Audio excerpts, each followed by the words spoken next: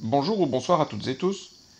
Ceci est la deuxième vidéo qui parle de transhumanisme dans une série sur ce sujet. J'en ai parlé dans d'autres vidéos, mais alors dans un contexte différent, dans un cadre de crise sanitaire, de wokisme, etc. Mais ici, nous faisons une série de vidéos précises qui parlent de notre avancée vers le transhumanisme. Donc si vous découvrez cette vidéo par hasard, c'est peut-être plus facile pour vous d'aller voir la première pour commencer. Elle n'est pas très longue, elle détermine bien le sujet et elle explique déjà le problème de l'intelligence artificielle. Dans cette vidéo, je vous promets une suite, la voici. Il y aura plusieurs suites, on va parler de wokisme, on va parler de métaverse, on va parler d'intelligence artificielle. Et si j'ai choisi l'intelligence artificielle maintenant, c'est parce qu'il y a un petit rebondissement. Elon Musk et d'autres spécialistes, mais lui c'est quand même la star du transhumanisme et de l'intelligence artificielle à travers le monde, eh bien, il propose un moratoire sur la recherche parce qu'on arrive à un stade où ça peut devenir dangereux pour l'humanité car on pourrait perdre le contrôle de la machine. Bon, je simplifie un petit peu, mais c'est la raison pour laquelle je choisis ce sujet maintenant.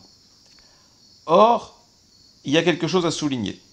Dans mes vidéos précédentes, j'en ai fait environ 150 jusqu'ici, 2 fois, j'ai fait des vidéos où je critique très fortement la chaîne CNews. Pourquoi? Parce qu'elle fait de la propagande anti-russe avec des tas d'informations mensongères, vous pouvez aller la voir, c'est celle-ci, qui parle de Vladimir Poutine en particulier. Et alors, une vidéo sur les feux de forêt, lorsque la France était touchée, notamment dans le sud-ouest, par de nombreux feux, eh bien, CNews a aussi donné de très mauvaises informations, et j'ai fait ce qu'on appelle un débunkage, c'est pas très français, mais on l'utilise beaucoup sur Internet, pour remettre, disons, à leur place les vérités scientifiques par rapport à des informations complètement fausses. Alors, dans ce cas-là, je ne sais pas si c'est de la propagande volontaire ou de l'incompétence, je crois que c'est de l'incompétence, mais peu importe. Ici, je vais reprendre CNews, c'est de nouveau l'heure des pros, je crois que c'était d'ailleurs le cas des vidéos précédentes, et au contraire, j'ai vu plein d'informations correctes, et surtout des informations que je vous donne depuis un moment.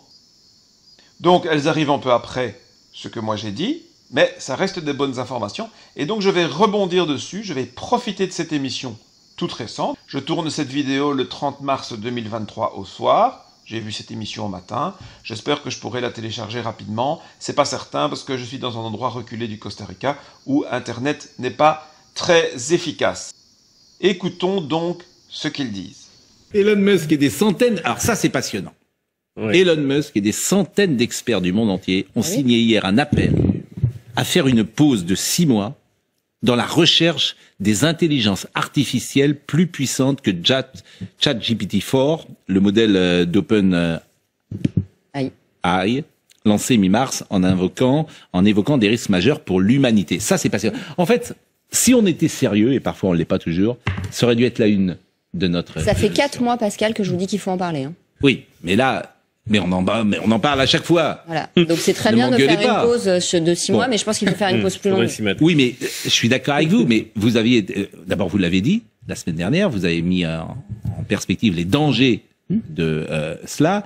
Et effectivement, c'est pas la une des journaux ce matin, parce que sans doute, on ne comprend pas encore l'enjeu de ce qui se passe avec ça. Alors, je dois préciser qu'effectivement, Marie-Estelle Dupont, que j'ai déjà appréciée pour certaines de ses interventions concernant la crise sanitaire, eh bien, elle a mis en garde, et elle était là lorsque Laurent Alexandre, qui est un transhumaniste assumé, était sur le même plateau de Pascal Praud, et elle avait dit des choses, ou plutôt elle a essayé de dire des choses, et j'avais déjà pris des extraits.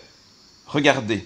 On a entendu avec mon voisin, M. Alexandre, j'ai entendu et j'ai noté 2 phrases. Il faut s'hybrider avec la machine, fusionner avec la machine. Il a utilisé les 2.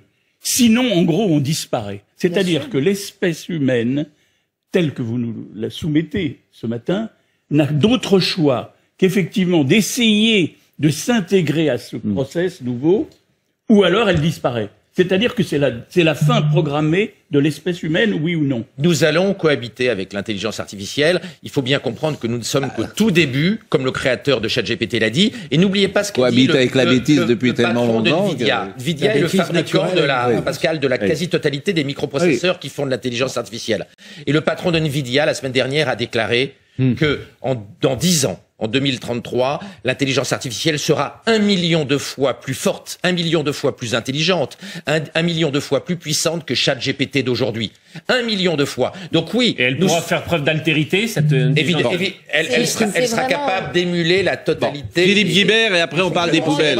Donc on a une vraie réflexion aujourd'hui à avoir sur notre réaction face à cette tornade. Sur le fait que le transhumanisme fait de nous des esclaves dont le cerveau est contrôlé. Face à cette tornade. Sur le fait que le transhumanisme fait de nous des esclaves dont le cerveau est contrôlé. Doivent d'urgence réorganiser l'éducation pour que nos enfants ne soient pas des naufragés du numérique face à cette tornade d'intelligence artificielle. Il y a là une urgence politique et il est fondamental que les élites de ce pays réorganisent le système éducatif de toute urgence pour éviter que nos gamins soient noyés. Le transhumanisme est en train de nous détruire et de faire de nous des esclaves. Le transhumanisme, c'est améliorer l'être humain à l'aide de technologies. Et cette technologie est aux mains d'une minorité. Et dès que l'être humain sera amélioré par cette technologie, eh bien l'humanité sera aux mains, sous le joug des personnes qui contrôlent la technologie, qui seront une minorité. Et donc la majorité ne veut pas se soumettre et devenir quasiment des esclaves d'une minorité, on peut comprendre, et ils ont évidemment raison. Le transhumanisme est en train de nous détruire et de faire de nous des esclaves. Vous voyez, elle essaye de mettre en garde, et on a l'impression qu'elle est un peu seule et que personne ne veut l'écouter. Et là, grâce à Elon Musk, qui maintenant fait une intervention remarquée, alors que lui est un expert de l'intelligence artificielle, eh bien, on commence enfin à en parler un peu correctement. Mais l'enjeu, ça va être un enjeu de santé mentale, ça va être un enjeu... En fait, les produits de l'intelligence artificielle, et je mets de grosses guillemets parce qu'encore une fois, pour moi, c'est inapproprié comme terme. Alors, elle a tout à fait raison. D'ailleurs, je vous renvoie à une vidéo que j'ai faite sur Elon Musk, c'est l'occasion d'en parler, où j'explique que Elon Musk joue en double jeu. C'est-à-dire qu'il a des bons côtés et des mauvais côtés, comme tout le monde. Je dis qu'il ne faut ni l'idéaliser ni le diaboliser. Ça, c'est éventuellement, si vous voulez aller voir pour cet aspect. Mais où j'explique que l'intelligence artificielle n'est pas intelligente. Et je suis content que Marie-Estelle n'ait pas envie non plus de dire que c'est intelligent, parce que ce n'est effectivement pas de l'intelligence, en tout cas pas pour l'instant. D'ailleurs, je vais vous mettre un extrait de cette vidéo sur Elon Musk, et puis je reviens sur CNews. Mais c'était pour bien vous montrer que je ne dis pas ça maintenant parce que c'est l'actualité, mais ça fait plus d'1 an que je le dis. Tout d'abord, je vais vous expliquer rapidement, de façon un peu simpliste, ce qu'est l'intelligence artificielle. J'ai constaté, via des conversations privées, que beaucoup de gens ne comprennent en fait pas ce que c'est. Beaucoup de gens croient que c'est de l'intelligence. Déjà, c'est faux. Ça peut évoluer, mais pour l'instant, l'idée de l'intelligence artificielle, c'est une réponse autonome d'une machine. C'est ça, l'intelligence artificielle. Et pour l'instant, elle n'a rien d'intelligent. Pour l'instant, et ça peut changer, l'intelligence artificielle n'est pas intelligente du tout, je dirais même c'est une méthode bête et méchante. Donc effectivement, j'utilise l'idée d'une méthode bête et méchante, c'est évidemment un peu provocateur, mais c'est effectivement la technologie qui a des vitesses incroyables, qui a des capacités de mémoire incroyables, mais ce n'est pas de l'intelligence. Continuons. C'est vraiment le cheval de Troie de l'anthropologie transhumanisme. C'est ce que je disais dans la vidéo précédente. Il y a encore des gens qui n'avaient pas bien compris. Eh bien, elle répète, on dirait qu'elle vient de voir ma vidéo, hein, qui est toute récente, là, c'est même pas en mois, quelques semaines, je ne sais plus, où je dis exactement ça. L'intelligence artificielle, c'est quelque part le moteur, c'est ça que je disais, du transhumanisme. Transhumaniste qui est à l'œuvre en ce moment, c'est-à-dire que c'est vraiment l'aboutissement de la virtualisation de l'existence, de la désincarnation de l'être humain, et du fait qu'il se départit de son intelligence, qui est remise entre les mains d'une machine, laquelle machine est toujours créée par un homme et possédée par un homme. Donc il n'y a évidemment aucune neutralité, ni idéologique, ni d'utilisation de l'outil derrière ça. Voilà, donc elle dit aussi ce que je dis dans ma vidéo précédente, c'est très important. Si on est soumis à l'intelligence artificielle, on sera soumis à une élite minoritaire qui tient dans ses mains la technologie en question. Donc c'est extrêmement dangereux pour la santé mentale, parce que si on fait croire aux jeunes qu'ils n'ont pas besoin de leur mémoire, qu'ils n'ont pas besoin d'apprendre, on va créer des syndromes dépressifs majeurs. On va créer une espèce de contenu de savoir identique pour tout le monde, donc l'uniformisation de la pensée va aller à un point extrêmement grave, donc la désubjectivation va être extrêmement grave, et on voit bien les syndromes dépressifs que ça engendre. Là, il y a un homme qui s'est suicidé parce qu'il est tombé amoureux d'Elisa. Ben là, effectivement, ce n'est plus mon domaine, c'est-à-dire je n'ai pas abordé le côté psychologique, mais c'est intéressant qu'elle rajoute ça au problème, et je suis bien d'accord. Ceci dit, pour tomber amoureux comme ça dans le logiciel, il ne faut pas être très intelligent.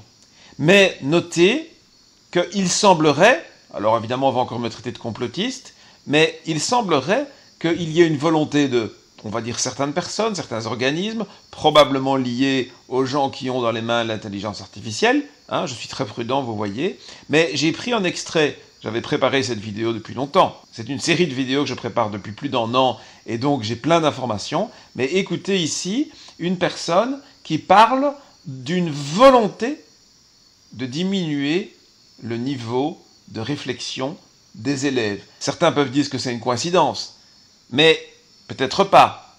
Écoutez, je pense que c'est très intéressant. Et le grand problème maintenant, c'est la connaissance est interdite aux gens simples, et en plus, elle est falsifiée pour ceux qui font des études. Elle est interdite aux gens simples, c'est très puissant ce que vous dites, parce que c'est l'impression que j'ai, c'est qu'autrefois, notre éducation servait à découvrir un Jaurès ou un Camus, et que maintenant, on les trouvait plus.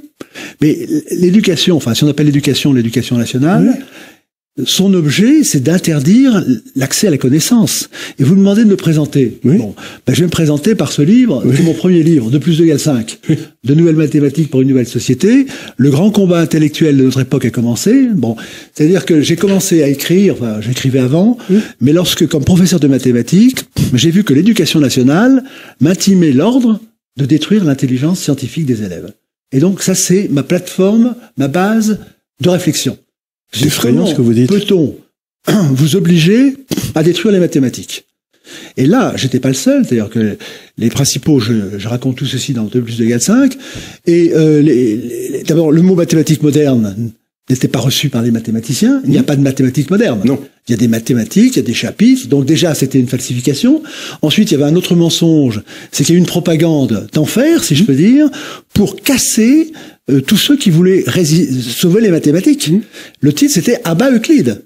Or, Euclide, c'est tellement le pape, si on peut dire, ou le père des mathématiques, que l'évolutionniste Darwin, alors on peut dire que quand même c'est le contraire de l'évolution de la géométrie d'Euclide, avait dans le Beagle les éléments d'Euclide. Donc Euclide, c'est le système qui permet de construire, éléments d'Euclide, la connaissance.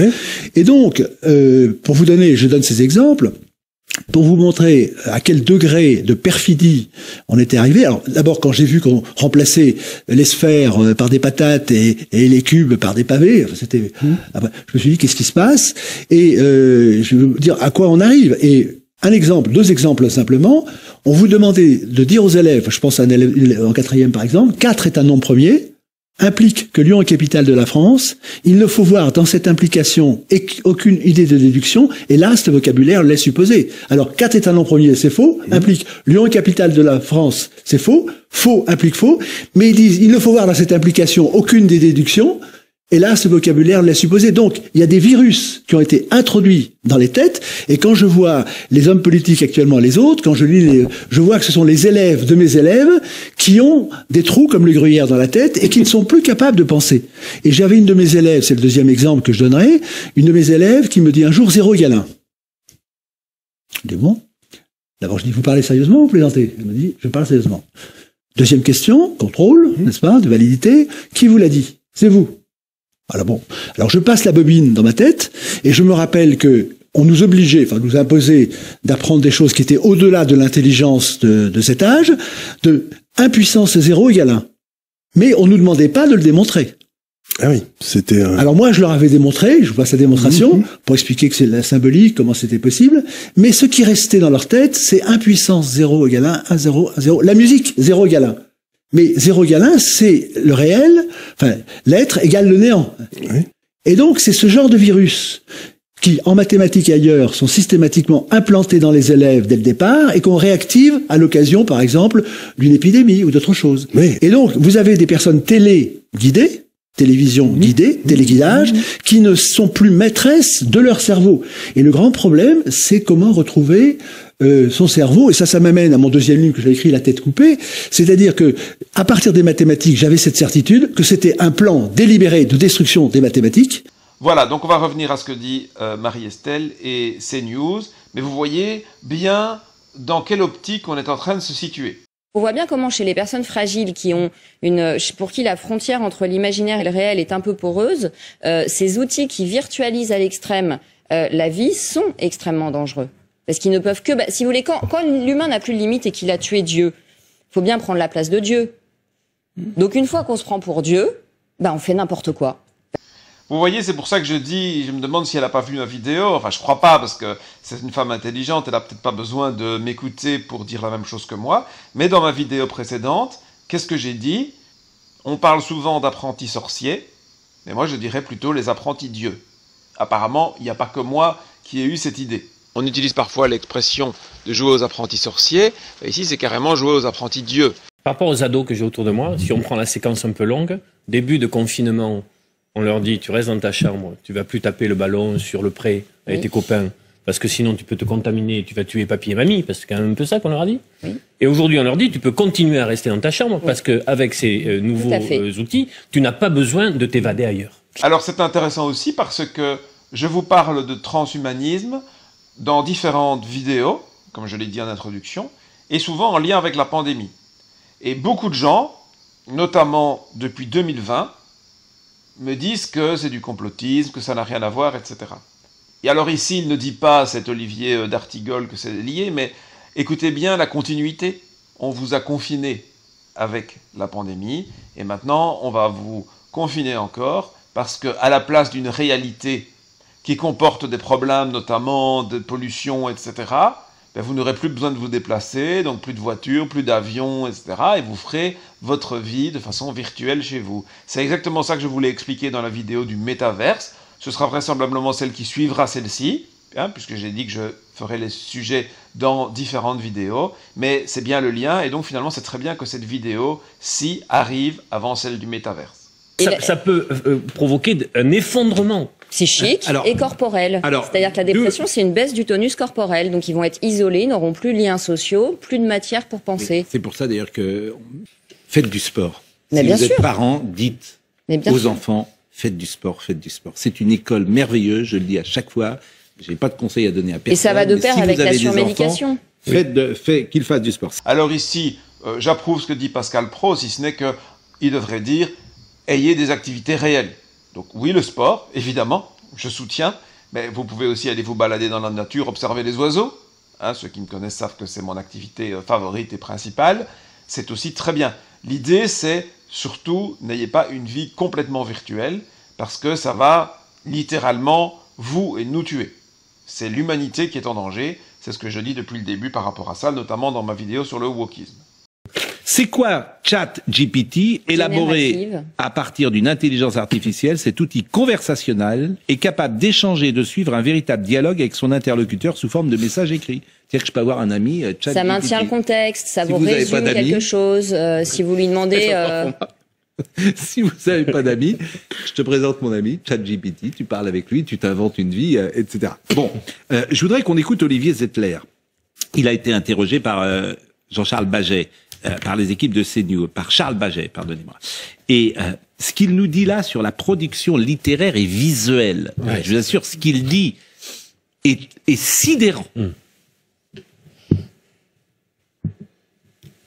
Là où créer une œuvre, qu'elle soit visuelle ou littéraire, prenait des heures, des jours, parfois des mois, cette technologie va permettre de générer des œuvres du même niveau artistique en quelques minutes, voire quelques secondes. Donc il y a un changement de paradigme total dans la manière de produire des œuvres visuelles ou littéraires. Là, je suis quand même sidéré, parce qu'il est en train de nous dire que Michel-Ange et Proust, ça peut être créé par ChatGPT. Oui. Ça, je suis pas d'accord. Alors, c'est intéressant comme réaction, mais c'est en lien avec ce que je vous disais avant et la baisse de niveau éducatif, où l'enseignement n'encourage plus à la réflexion, à l'imagination, eh bien, c'est cette réaction. On se rend bien compte que moins les individus sont intelligents, moins ils ont leur propre liberté de penser, plus ils seront faciles à manipuler avec l'intelligence artificielle. Donc, là, ici, je ne vais pas moi-même estimer si l'intelligence artificielle pourra avoir le niveau de Michel-Ange. Ça, effectivement, je pense que Pascal Praud qui va dire en fait, on n'en sait rien, tu n'en sais rien, je pense qu'il a raison. On ne sait pas trop jusqu'où ça va aller. Et c'est exactement ce que craint d'ailleurs Elon Musk, hein, si vous lisez La Tribune. C'est entre autres, on risque de perdre le contrôle, donc on ne sait pas trop bien jusqu'où ça va aller. Si on fait de l'intelligence artificielle qui auto-apprend, qui apprend sans qu'on lui ordonne de le faire, ou sans qu'on contrôle son apprentissage plutôt, parce qu'évidemment ça a été prévu dans la programmation, l'auto-apprentissage, eh bien ça peut devenir dangereux. Et donc on ne sait pas trop bien où ça va nous mener. Donc c'est difficile de répondre de façon très précise à ce que la machine pourra faire ou non d'ici 6 mois, 1 an ou plus. Mais on n'en sait rien, je suis pas d'accord, ça veut rien dire.